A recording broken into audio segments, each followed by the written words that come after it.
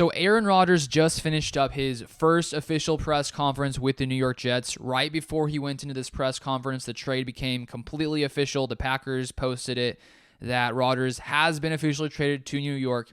And so I want to break down some of the biggest things I saw in his first press conference with the New York Jets. And as a Packers fan, seeing Rodgers walk in there with a polo shirt that said the Jets on it, seeing Jets stuff everywhere, seeing Aaron Rodgers, it just sort of felt like a weird dream I was having. But now it is official. We're all going to get used to seeing Rodgers in a different shade of green this year, wearing number 8, no longer 12, in New York, which is sort of wild that this actually happens. But I want to share what he has to say here. And if you guys are new to the channel, I put out Packers news, Packers content pretty much every single day. So if you want to stay up to date with all things Packers, you can turn on the post notifications so you never miss any Packers news. So I want to start off with something that was honestly pretty funny.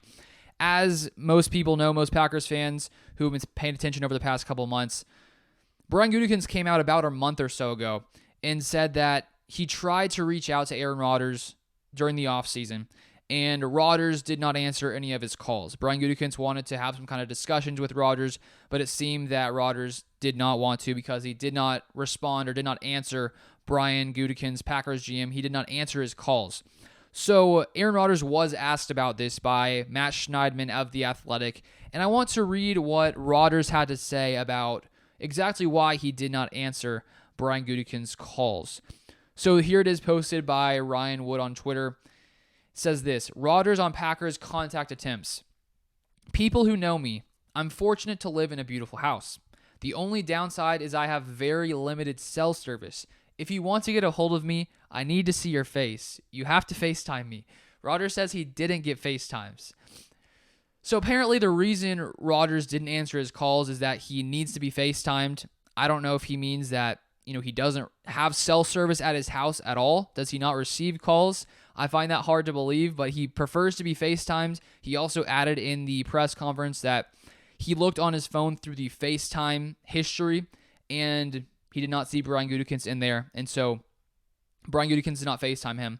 So that's why Rodgers, did not speak with him. Now, I honestly found that answer pretty funny. It sort of seems like, probably an excuse unless he actually doesn't receive calls at his home, which I would assume he does. And if Brian Gutekunsts, I feel like, tried to reach out to Rodgers and he didn't answer, I would assume Brian Gutekunsts would then go to his agent and say, hey, I'm trying to talk with Aaron. Can you tell him to answer my calls? I would assume something like that would happen, but I thought that was a funny response. If you want to talk with Rodgers, you got to FaceTime him. So I guess Rodgers wanted to see Brian Gutekunsts, face pop up and be like, hey, Aaron, you want to play in Green Bay again or what? So that's what Rodgers was looking for, apparently. So I thought that was sort of funny. But then if we get into the rest of this press conference, he sort of just came in and talked about his desire to come in and win a Super Bowl with the Jets. He said this from Adam Schefter: Aaron Rodgers walked past the one Super Bowl trophy in the Jets building and said, it looked a little lonely. He also said, I'm an old guy, so I want to be a part of a team that can win it all. And that's why the Jets have seemed, before this trade even went down, before Rodgers said his intention was to play for New York, because the Jets already have a very solid team outside of quarterback, which they were really lacking in last year. Their defense is one of the best in the NFL. They have tons of young weapons on offense: Garrett Wilson, Breece Hall in the backfield. They signed Allen Lazard, Garrett Wilson.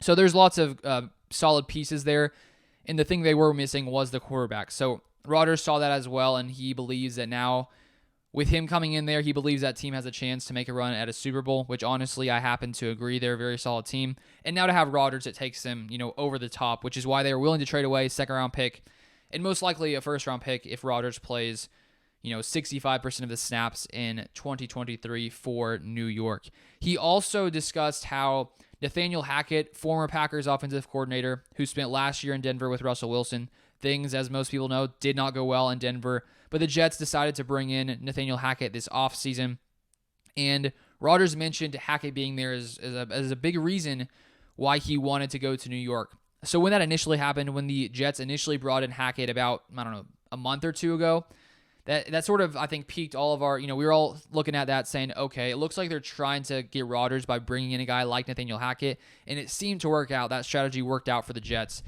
And then Rodgers was asked about his future and if he plans to play past 2023, because that has been a big worry for the Jets at first, was at least what they said, was that they didn't want to give away a first-round pick if Rodgers was going to leave after 2023. It turns out it wasn't that big of a holdup for them, not that big of a reason to not make the trade. But here's what Rodgers said about that from Ryan Wood. Aaron Rodgers is not committing to a future beyond 2023. Right now, I'm just going to focus on the season. I'm excited about being here. I expect to be here through the duration of the offseason. And then he goes on, Aaron Rodgers pressed on future beyond 2023. The reason I take care of myself is because I've always dreamed about being a starter into my 40s. I turn 40 later this year. I'm going to be here for the foreseeable future. Rodgers adds that he'll practice with the Jets tomorrow. So Rodgers is not committing to anything past 2023, which has been the pattern that he sort of followed the past few seasons in Green Bay in the offseason.